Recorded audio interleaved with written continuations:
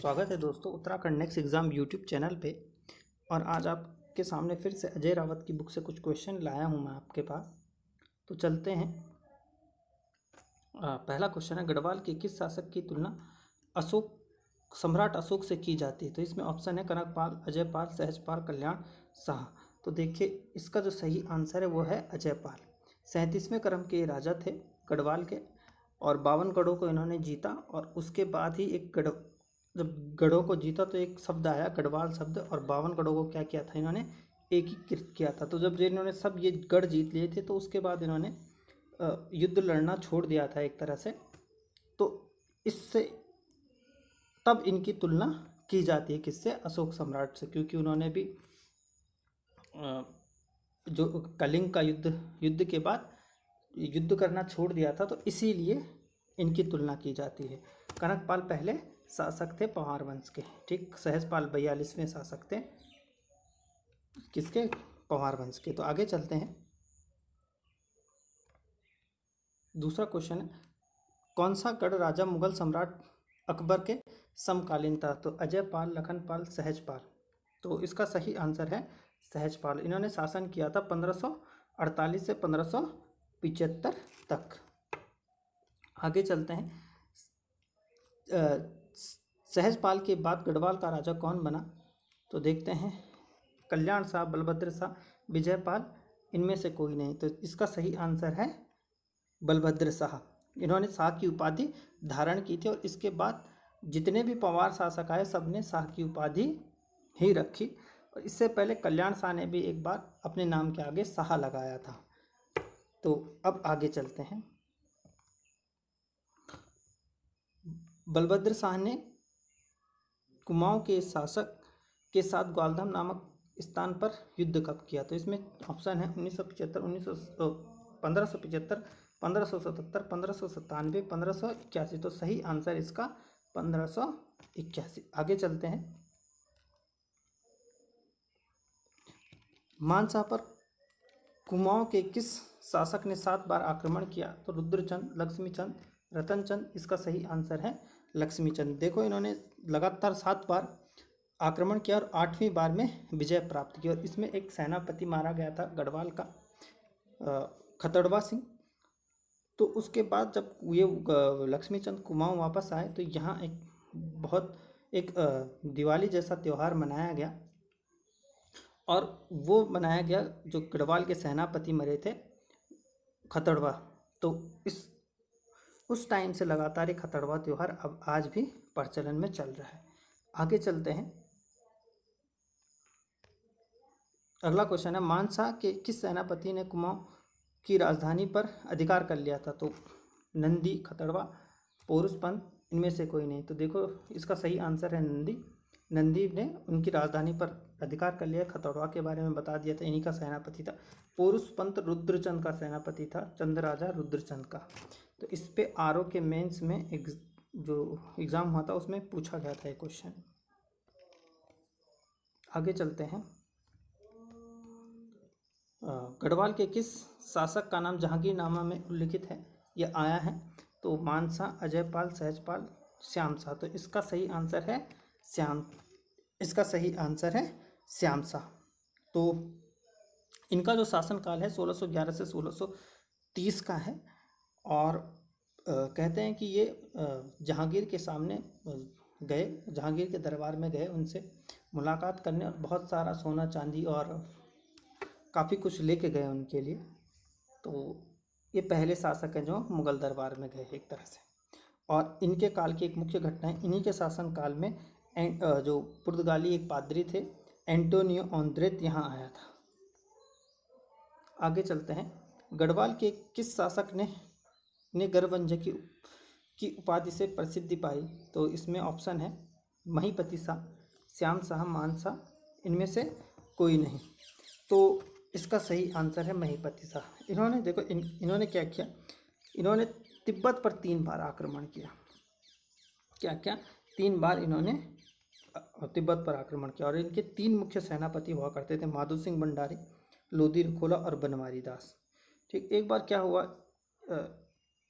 कि इन्होंने जो नागा साधु थे उनकी हत्याएं करवा दी थी, और उस कारण इन्होंने बाद में पश्चाताप हुआ। फिर ये जो किसी साधु ने बोला इनको कि आप क्या करिए, अब अगर आपको इसका पश्चाताप करना है तो आपको युद्ध में वीर गति को प्राप्त होना पड़ेगा। तो इन्होंने फिर कुमाऊं पर आक्रमण किया था और उस युद्ध में ये मारे गए थे, कुमाऊं के युद्ध में। तो फिर आगे चलते हैं अगले क्वेश्चन पे। महीपति शाह की मृत्यु किस युद्ध में हुई या किसके साथ युद्ध में हुई? तो कुमाऊं के साथ हुई, अभी मैंने बता चुका हूँ। तो आगे चलते हैं। ऑनरेट ने सवरांग में चर्च की नींव कब रखी? तो इसमें 4 ऑप्शन दिए गए हैं। तो इसमें देखते हैं 11 अप्रैल 1625, 11 अप्रैल 1624, 11 अप्रैल 1626। तो इसका सही आंसर है 11 अप्रैल 1626 को। आगे चलते हैं। शाहजहाँ के सेनापति नवाजत खां द्वारा गढ़वाल पर आक्रमण किया गया, इस युद्ध की पुष्टि कहाँ से होती है? तो देखो इस युद्ध की जो पुष्टि होती है महासिर उल उमरा से होती है। तो इसका सही आंसर ये है, यहाँ से इस युद्ध की पुष्टि होती है। कहते हैं कि ये नजावत खां कहाँ आया था, गढ़वाल पर आक्रमण किया था इसने, और जो महारानी कर्णावती थी उन्होंने इसके सैनिकों की क्या काट दी थी, नाक काट दी थी, और इसके बाद इसने वहाँ दिल्ली जाकर आत्महत्या भी कर दी।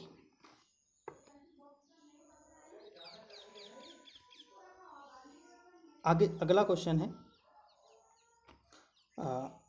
अगले क्वेश्चन की ओर चलते हैं। अब खलीतुल्लाह खान ने गढ़ राज्य पर आक्रमण कब किया? तो ऑप्शन देख लेते हैं इसमें।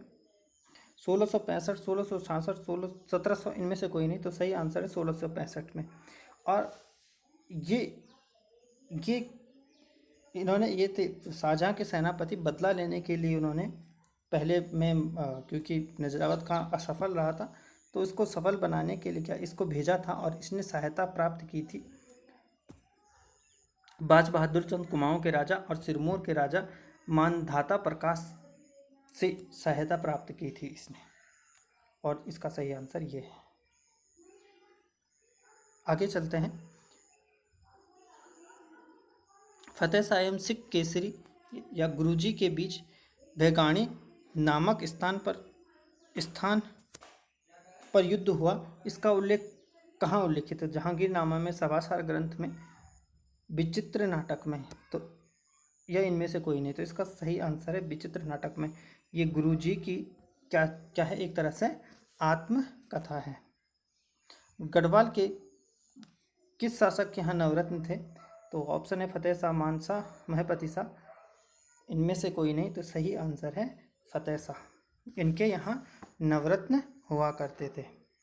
अगला क्वेश्चन है, फतेह शाह कर्ण ग्रंथ किसके द्वारा रचित है? तो रतन कवि, चक्रधर शास्त्री, जटाशंकर, इनमें से कोई नहीं। तो सही आंसर इसका सी है, जटाशंकर। आगे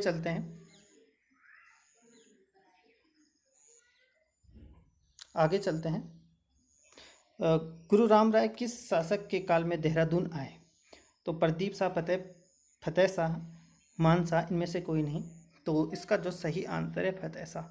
तो देखो जब गुरु राम राय यहाँ आए तो उनको फतेह शाह ने 3 गांव दान दिए थे, एक खुड़बुड़ा, राजपुर और चमसारी गांव। कितने गांव दिए थे? 3 गांव दान दिए थे। फिर उसके बाद प्रदीप शाह ने भी कुछ गांव इनको दान दिए थे। अगला क्वेश्चन है, किस गढ़ राज्य के शासन काल में पुरिया नैथानी का प्रभाव था? प्रदीप शाह, फतेहपति शाह, मानशाह, इनमें से कोई नहीं। तो इसका सही आंसर है प्रदीप शाह। पुरिया नैथानी को बोला जाता है गढ़वाल का एक तरह से चाणक्य बोला जाता है। तो अगला क्वेश्चन है 18वां क्वेश्चन है, कुमाऊं पर रोहिला आक्रमण के समय गढ़वाल के किस राजा ने सहायता की?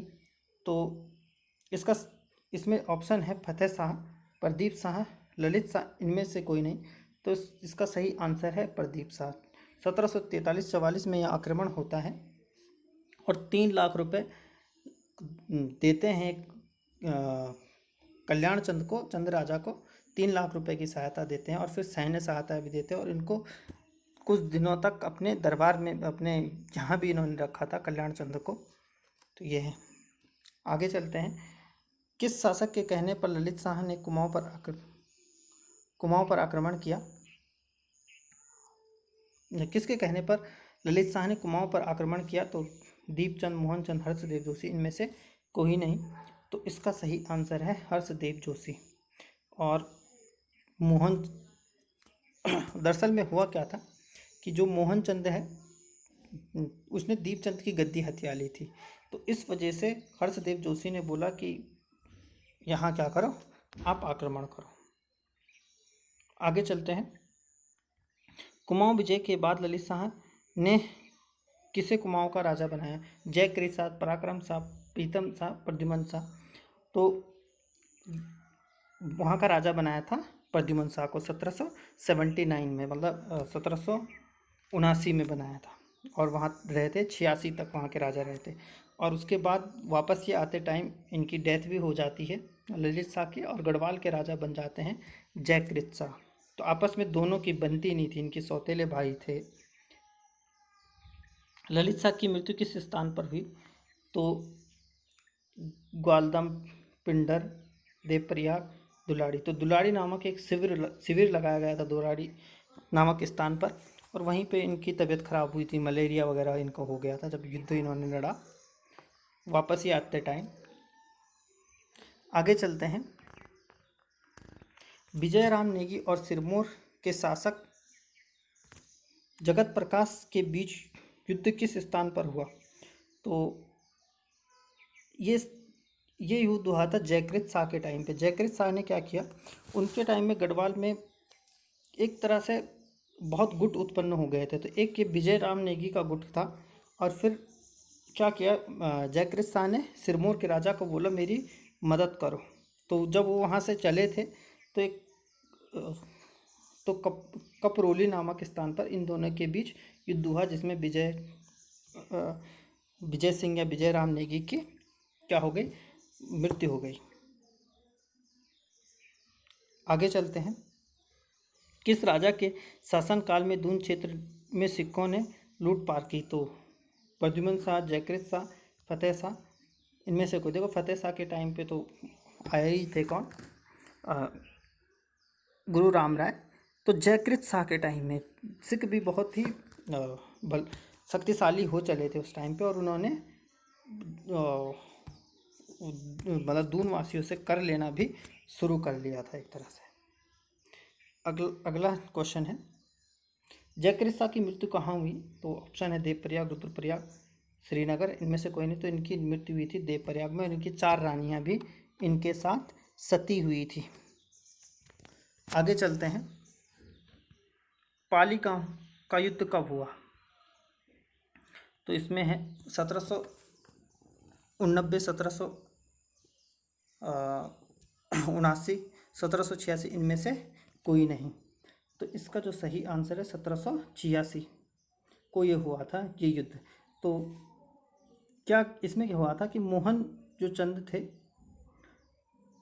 उन्होंने हर्षदेव जोशी पर आक्रमण कर दिया था और सत्ता अपने हाथ में ले ली थी। जब प्रद्युम्न शाह वापस ही आ गए थे उसके बाद की ये घटना है। तो इसका सही आंसर है 1986 की ये बात है।